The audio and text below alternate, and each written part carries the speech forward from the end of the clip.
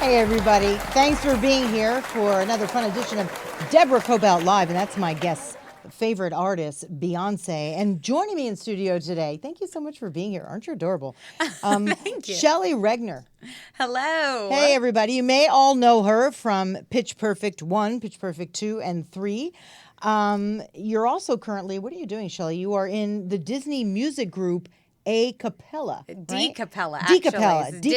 Disney a cappella group. And that is so cool. And you travel around doing doing Disney songs, with just no instruments, all vocals, and it's really cool. It's really fun because we sing all of these classic old Disney songs that all of us have grown up to love. Which one's your favorite? Zippity-doo-dah. Please tell me you We do that. haven't done that one yet. Figures. I'll have to put it in the queue. Oh, you've so got we to. can, That would be so fun. Like, I could see, like, different choruses. Zippity-doo-dah. And then somebody else is like, zippity. Oh, right? yeah. And kind of like a little fluctuation. But it's fun because, we get to sing them in new and different ways. So it's, songs that you know from your entire lifetime, but hearing it in a new way. Oh, that's cool. Maybe to close out the show, I'll have you sing a little bit. I can definitely do that. Really? I might have to make sure I'm cool. warm. But we'll get you some tea. Okay.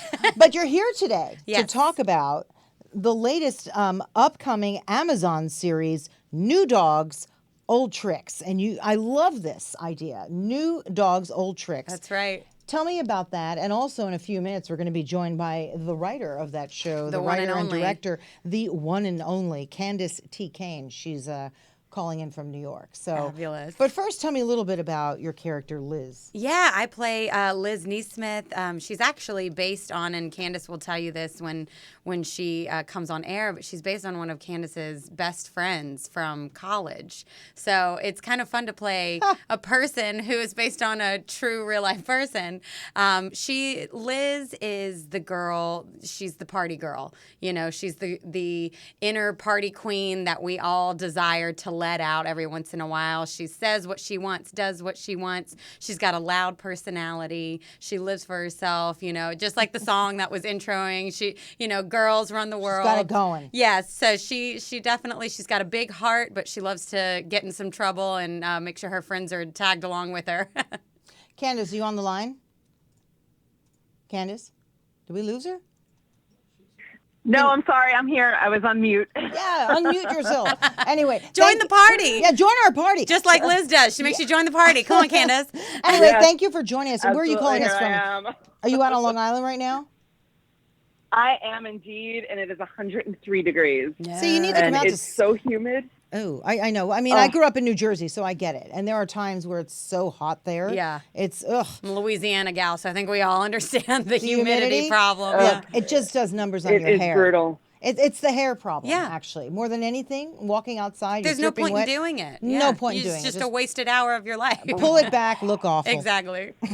Anyway, so you're the writer and Yeah. director of this show that I am. debuts on Amazon, September 28th? 28th, 1 month from That is yesterday. correct. That's exciting. Yeah. So how did you get this idea? So the whole storyline is what, about a bunch of friends post-college, right? No, it's during college. It's about during a bunch college. of friends during college. Okay. Yep. It is a spinoff of our film, What Happened Last Night, which was released by Sony in 2017. We had a micro release in the November of 2016. We were in like a handful of theaters so that we could qualify for awards. And I was one of 52 female directors out of 336 films that were on the short list. And we actually had the most number of original songs on the original song shortlist for Best Original Song Oscar. We didn't get a nod or anything, but it was pretty cool. That is fantastic. And mind you, she's being modest. Yeah. This was her first ever feature film. And, she's one of a small percentage of the female directors out there putting out content and work, and then it's getting seen and it's getting traction, and people are getting into nomination territory. I mean, it's a pretty incredible feat for your first film. And didn't you do that while you were already in school? What did what? The film that we're talking about. She actually Oh, wrote. I wrote it. Yeah. She wrote Yeah, it. but when wasn't that when you were already in school, or no? Yes, Am I when I getting was all my in college, timelines when I messed was up? Say it again, Candice. I'm sorry. when I was 18, there was an incident where I had gone to a party, and I went back to my dorm. I was a freshman, and I didn't have anything to drink or anything. And I went back to my dorm because I wasn't feeling well. I had a cold, and I had taken some NyQuil before I had gone to this party. I told everybody I'd pop in, and I walked in, and my roommate was having sex on my bed, and I was like, "Oh God!" So I shut the door and I went back to the party, and I was really upset. And my friend Gigi gave me what I thought was Kool-Aid, but it was Kool-Aid Neverclear, and that does not mix with NyQuil. So I ended up like just passing out, and they couldn't wake me up, and they ended up putting me in this guy's bed, who was a friend of mine. And I woke up the next morning, and I had absolutely no recollection of the night before. I didn't remember how I got there. And I was actually in a loft bed that was about 5 feet off the ground. So they got me into this bed somehow. And I woke up to the smell of bacon, and I went downstairs, and Steven was making breakfast. And he's like, "Good morning." And I'm like, "Oh my God." He's like, "Don't worry, nothing happened. You passed out." And then I remembered. And I thought to myself, well, what would have happened if I woke up and I was actually next to somebody? You know, I was a virgin, and I had never had anything to drink and whatever. And that's how this story came to be. So I wrote what happened last night. And the following year, I had brought it to my friend Elizabeth, who Shelley was talking about. She was my mentor when I was at George Washington. And she's like, "Candice, oh my God, this is so funny. We need to put this on." And I had named Liz after Elizabeth. She was my mentor. She, like, the character isn't necessarily based on her. I mean, like, her wacky attitude is. But Liz certainly didn't go out drinking with us or anything. So, I tell you. She was like an adjunct professor, and she let me put on my show. So I did the show. It was the highest grossing show ever in the Mitchell Theater. And 20 years later, I had the opportunity to make a movie. And I'm like, you know what? I have this one. So I wrote it. And, it was weird because it was like kind of my 38-year-old self collaborating with my 18-year-old self. And I fixed it up a little bit, and we shot the film. And it did really well, and it's still being sold overseas, and it's available in the UK, Canada. It's going to be released in China shortly, US. It's pretty cool. But then you parlayed. Go ahead. No, go ahead. You parlayed this, though, into this new series, New Dogs, Old Tricks. I tell you, you got to watch the kind of stuff that happens to you in college. I'm a lot like you. Anything that happens to me, I'll write down. So anyone who's my friend, watch it, because you never really know if you're the next one who's going to end up in my story. So no, it's true. It's been documented, the good, the bad, and the ugly. So watch it. So this is pretty exciting. So many years later, tell me some of the scenarios that happen that you can just to tease the audience a little bit that you get into. Why don't you tell me that? Oh yeah, there's so many things. Like I was describing before, it follows a lot of Greek life in college as well. So, just having fraternity parties or sorority mixers or initiation nights, it's funny that this group of, about a collective 8 people that the series follows, the wackiness that they can get into. There's Christmas parties. It's all the seasonal college. It's all the stuff that's happened to all of us. It's all the stuff that's happened to all of us. Only Candice can put down. And I'm telling you, and just like Candice said, with the collaboration of your younger self, we're all of us filming, or we've been to college, we're out of college at this point, but going back and remembering our own stories and being able to put that through different scenes where it's like, my boyfriend is doing this, or I need a date to this, or it's kind of great I had too much to drink, this night, and I need help. Somebody help, How did you end up getting this sold to Amazon? I mean, that's tough. I have an agreement with Amazon where I presented it to them. It's not a traditional pickup where they paid us to do the show and got us picked up, and they're paying for season 2 and blah, blah, blah. It has to be approved to go through like this approval process there's something that they offer for independent filmmakers. And Interesting. I went through the process, and I was talking to a gentleman, you know him, Charles Riley, and he had said the Bay went through the same process I went through, and it took them 6 years to get it on Amazon. And it took Tainted Dreams, like 3 years, and it took us 18 hours. So hopefully that's like a good sign, because I had no idea. Yeah. You know, we had been trying to sell it. We had been trying to get it picked up onto a show, onto, you know, networks, Netflix, whatever, and Amazon was able, you know, gave us this opportunity to put it on their platform. Let's talk a little bit about women in the business. We were talking quite a bit about that when you and I were speaking on the phone.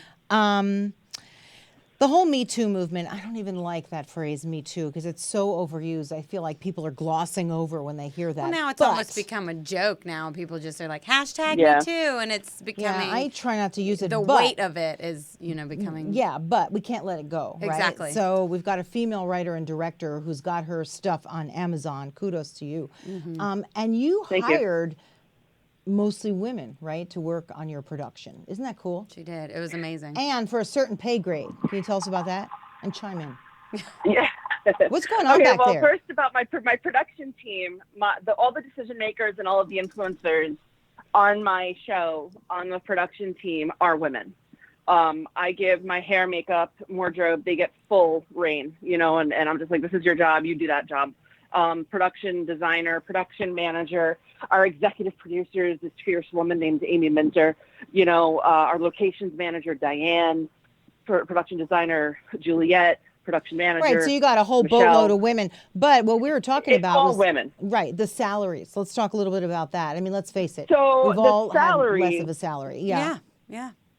I don't even remember what had happened, Shelley. Was it last September when everything that came out about that show, the Big Bang Theory with Mayim Bialik, where she was not getting paid as much as everybody, and it upset me. Do you remember when that was? Probably. I that don't last remember year? exactly. But Hey, you can almost put any show up Yeah, there. Any exactly. actor and It's actress. all- I mean, yeah. it's happened to me as an anchor. But- I mean, the guy sitting next to me is making 4 times the amount. A, I'm better. And secondly, it's like, really? There's no doubt about it. Yeah. And then I was so irritated all the time because I'm thinking, that's not fair. It's not fair. So what have you Yeah. done with your actors and actresses? Tell us. I love Well, this. I had said I remember having the conversation with Shelley, and it was specifically about that show. And I said, you know, Shelley, if ever I get the opportunity, I'm going to pay you and Alex more than the boys. And she was like, okay, you know. Sounds I good. said, that's, you know, it's about time. Like, let's do it. So I love out the of precedent. the blue, Yeah. out of the blue, yeah, we needed to set a precedent, you know. And out of the blue, this angel executive producer, Amy, who I adore, comes in and funds the rest of our series. You know, we get the funding for the rest of the series. And I sat, before I even talked to the girls, I sat my boys down, who are Cody Calafiore, Clayton Snyder, Gorgeous. and Brian Cohen. We were going to have and- Cody on, Well, too. you know what? I mean, all the men in the series are, you know, knockouts. They really are. I mean, my there's gosh, something. yeah. So, all right. So you sat the actors down and you said, guys, guess what? This is what I want to do. We're making a I precedent said, here. This is what I want, because I do have respect for them, you know, and I'm not a dictator. And Shelley will vouch for that, where I really collaborate with my cast, and I value them so much. And I sat them down and I said, guys, listen, this whole Me Too thing is starting to really get on my nerves. And you know that in 74 years of television series, there's never been a show where a female lead has been paid more than a man. And they were like stunned. They said, listen, this is how much I want to pay the girls. This is how much I'm going to pay the guys. Is that okay with you? And they were like, And yeah, they were okay, probably a little fine. Every dumbfounded. single one of them. Well, say it again. What did she say? I said every single one of them were behind it. Yeah, well, you know what? I'm telling you, it was a groundbreaking thing that you did. I mean, you know, nobody really wants to see that moving forward, all productions now, women are getting more. We just want what's equal. Right. But the fact that you did this, you set a precedent in my book to Right. say, look, guys, imagine what it would feel like if all the time the women made more. But Yeah. in this production, we're going with it, and I think it's fantastic. And what even speaks more to Candice's character is the fact that she sat them all down and explained to them her motive, why she wanted to do this, and that's always met with more understanding rather than just like, you know what, I don't care what you think, this is what I'm doing, and take it or leave it and deal with it. You know that, and this show really has. Candice is such a collaborator, and this show has been based on such loyalty within our cast and within the family and the production family that we've created and that we've bonded over the last, since the film, which has been, what, Candice, almost 3 years now. 3 years. So, Yeah. we know each other through and through, and we have been through, top and bottom together. So that I love our that. communication really is key. And the fact that she would sit them down just to explain her wants and her desires, and that she's met with that warmth and that support is it speaks volumes. It's pretty groundbreaking. Thank It you. really, really is. So I applaud you for doing that. Some- Somebody had to step up Thank and you. do That's that. it. And not just Yeah. make it equal, but just to But- say, you know what? We're going to tip it in this direction for once and just Oh see. yeah, and Candice. I mean, since the first day I've worked with her, she's been hammering through walls and doors. That I've known. She has. She doesn't stop. She doesn't take no for an answer. ball and buster. I she love is a it. ball buster. She is, and it's because someone's got to get mad about it. She's like, thank you. Someone's got to thank get you. mad enough about it to do something, Well- and Candice is that kind of person. Yeah, I mean, I know. I Even was in a room. I What? have a story that I think you guys who said the word balls. So I have a story that I have to share with you. About no, balls? Shelley, I know you're going to love it because it's going to make its way into a script. What does that say about me? I was in a room, and there were 7 men in the room and me. And we were talking about my project. And I started getting really angry because these guys were talking over me, and they weren't letting me get a word in. They're like, oh, we're going to do this, and we're going to angle this, and we're going to blah, blah, blah. And I stood up, and I'm like, guys, this is my show. If you don't want to do it my way, I'll find another crew. And the head guy looks at me. He goes, wow, you sure have a set of balls on you, huh? And I said to him, Take yeah, a look. I carry them in my bra. I call them breasts. Yeah, That is a great answer. Yeah. I love that. I'm going to use that line. Can I steal it? That's- That's a good one. Yeah. That's Absolutely. great. Isn't No, that a good one? But I got to say, it's really hard. How many times have we been in those kind of meetings and, you're in charge, but I'm just so tired of it. We get Yeah. the bitch, the crazy lady, and Yeah. all we're trying to do is just take control of what's our Right. property, what's of what what we're we've doing. learned from the man. Yeah. Yeah. Yeah. Well, But isn't it funny that when we are the leader, like if a man is a leader and, he's called things like, oh, he's aggressive and he's determined and he's, whatever, like they call him a leader. Yeah. And when a woman has those same leadership traits, she is called a bitch. She is called bossy. She is called a know-it-all. It's called crazy. But, crazy. It's usually double standard just it's annoys crazy. me. She's crazy. Like I have been in the newsroom with so many people, and they would be, guys would be just like flying off the handle. Yeah. They're not crazy, but if I did one thing, so no, Yeah. like I said, tables are going to get turned. Absolutely. So this must be a fun I hope production. so. Yeah, well, one by one, we all have to do this behind the scenes, in front of the camera, the writers, the interns. It's just time. I Mm-hmm. mean, didn't you say 28% of writers, directors? That's all that they. It's only 28% that Yeah. women have these jobs. It's very in small. Hollywood. Very So small. we Well, got- that's combined. That's combined. If you break it down, it's much, much less. Mm-hmm. If you break it down individually, like writers, directors, and then writer-directors are the lowest. I think there's only like 3% of writer-directors are women.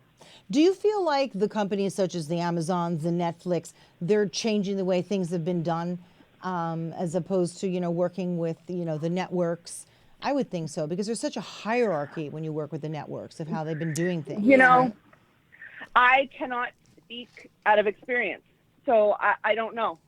I'm not, and I wish I could make a comment, but I genuinely don't know. It would be really nice if they did. My show was actually turned down by a streaming service that shall remain nameless, and they turned the show down because it's skewed too female. Really? So, Oh, Yeah. Oh yeah, wow. and our show is also, she's pitched and was told the females aren't hot enough. yep, that's right.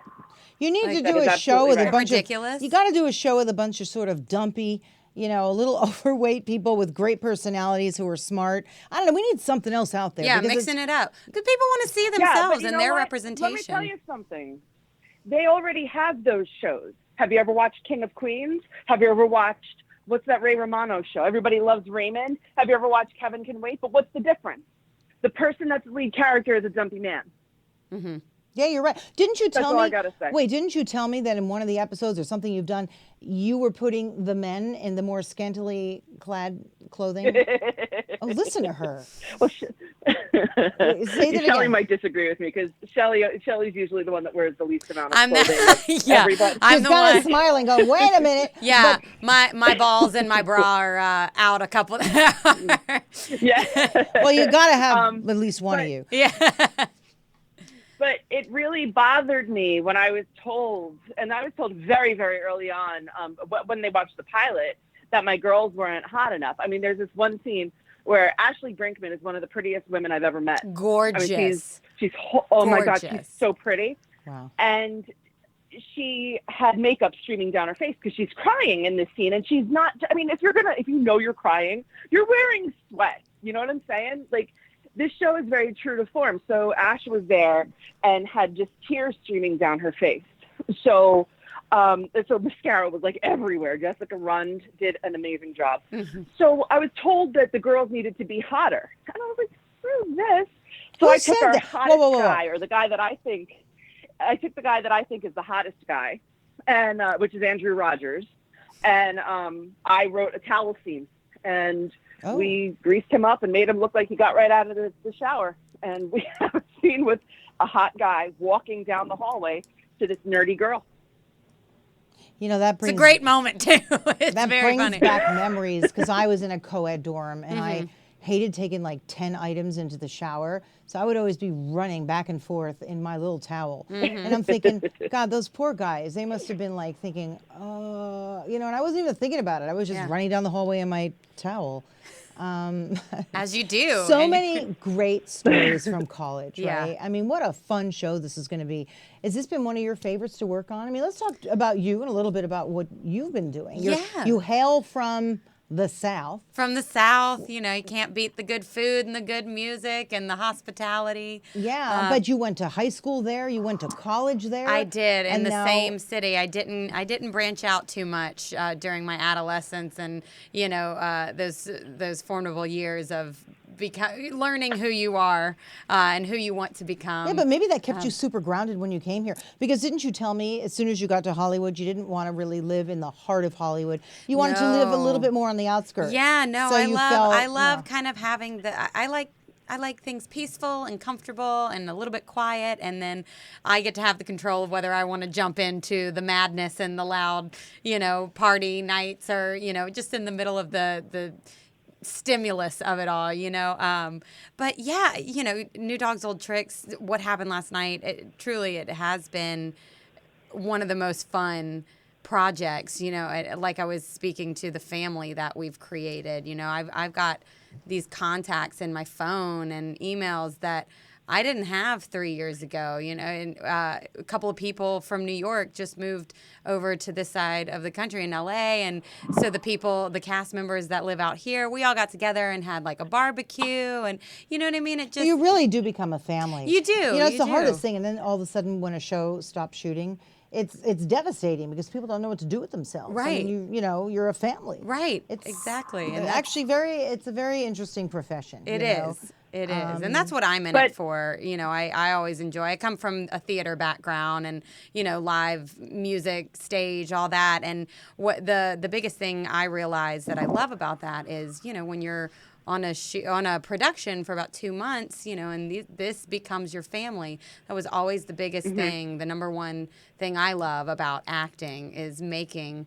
those different family Making connections. pockets, and then when they cross over into different projects, it's even more rewarding. So, my friend and one of Candice's favorite people, Brian Cohen, who's one of our leads, I was actually working on an independent feature years ago and had just gotten cast a couple weeks prior for What Happened Last Night. And Candice called me and was like, I'm having trouble looking for a role. And I said, listen, I've got a friend if you want to see him on tape. And she fell in love with him, as I knew she would. So it's just fun where you get to bring your friends along, and Candice has done the same with her people, and then we just create a new family. This show reminds me a little bit of, and I know Friends is not about college, but just the camaraderie Absolutely. of that group Yeah. And I feel like this is similar, but it takes place in college, Yes. where you get so involved in the characters' lives. Yes. So that's what I'm really looking forward to. I just think this is going to be a huge hit. So We hope so. Thank you. I really, really Yeah, do. really. And, I'd really like to piggyback on something that Shelley said about family, because I also come from a theater background. And there's a director out there named Christopher Guest, who's also an actor. I adore him. I adore the way he does his work, because he takes people like Eugene Levy, Catherine O'Hara, Jane Lynch, Jennifer Collins, and he does films with them. And they just play different characters. Like they did A Mighty Wind, they did Best in Show. And that's kind of what I want to do. We've got another project called Days Like This that we're going to be filming relatively soon, which is a feature. And I'm able to take 5 of my people from New Dogs, Old Tricks and move them.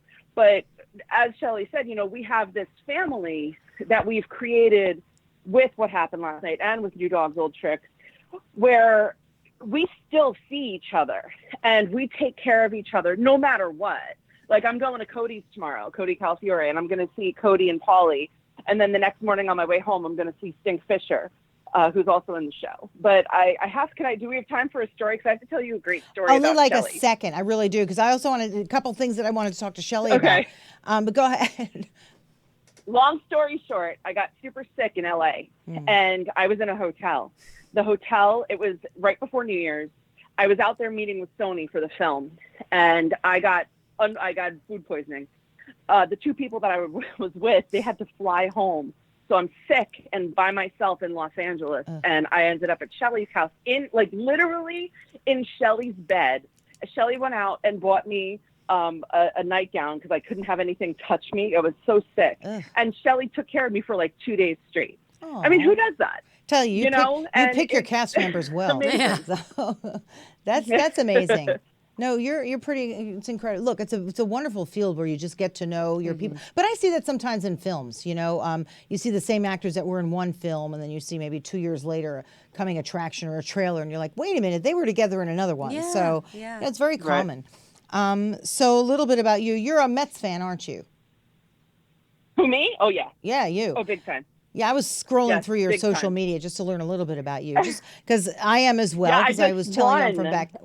I just won 4 tickets Oh. to the game where we played the Nats on Saturday, and then a VIP tour to through Citi Field yesterday. Oh. On Monday. And I had my son grab 2 of his friends. He's 10, so he was like the coolest kid on the block.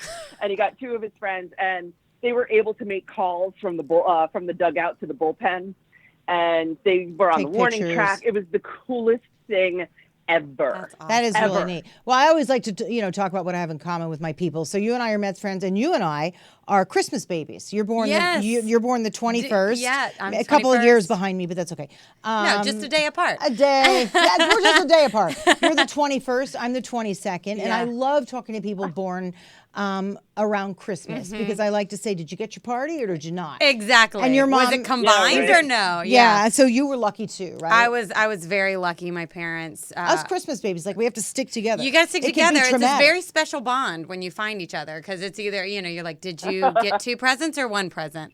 So my parents actually, they always separated and made sure I had, my special day and my party with my friends, and then you celebrate Christmas with the family. But I was actually telling you the other day that I, growing up, used to have what I would refer to as my fake birthday and then would have my real birthday because obviously being a holiday baby, everyone's already gone on their family trips or visiting their grandparents elsewhere. Yeah, you got to pick and it. you gotta can't pick it. have you can't have a birthday that close to the holidays. So I would just pick any time of the year that I wanted to have a birthday party. So I That's would kinda say, cool. People are I like, would "Wait say a this year, it's December, it's too cold. So I said this year I want to have a swimming pool party In And you June. can't do that, but in the summer. So very confusing to June, people. yeah, I confused all my friends. None of my friends' parents know when my actual birthday is, which probably for Hollywood is a good thing, For right? Hollywood, just no one knows guessing. when my birthday is. Exactly. Keep them guessing. So we've got New Dogs, Old Tricks. What else are you working on? You've got the Disney I've performances got you're the doing. Disney acapella. They're That's cool. set to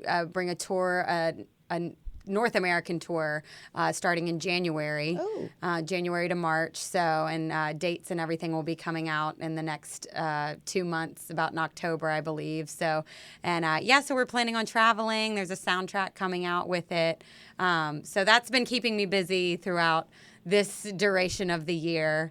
Well, in just a short time you've been in Hollywood, you've gotten a lot of work. Yes. I'm very blessed to, you can't speak for everybody that, comes out here with those dreams and those goals and, sometimes tucks their tail under to go home. And I always know that that's an option. But I think that's why Candice and I work well together, as we both have that go-getter mentality. Got the and grit. That take no for don't take no for an answer. Yeah, and when you get no, it's like, thank you. Thank just you, go to the and next you door. move on, and so we have that hustler mentality, and I think that's probably a big reason why we found each other. Balls in she your was bra. hustling to make her movie, I was hustling to get a job, and there we go. She cast me. It was great. Call it balls in your bra. Right? Exactly, Like- balls in the bra. But you really ought to use We're that. making it Balls a in your club. bra. We'll make a Facebook group pretty soon. Anyway, thank you both Yeah, for right. being here. I really, really enjoyed Thank you for having you on. having us. You're a lovely, lovely person Yeah, and really. actress. You're Thank beautiful. you. And I cannot wait to watch this Amazon, September 28th. New Dogs, Old Tricks. Thank you so much for joining us. Do you want to close the show with a little song for us from Disney? Oh, sure. That Yeah. you're singing? Do you want your favorite? Zippity. Yeah, we do. Zippity doo dah, zippity yay. Oh. Oh my, it's a wonderful day. Plenty of sunshine heading my way. Zippity doo dah, zippity yay. And with that, that is great. I can't sing, so I'm not even going to bother.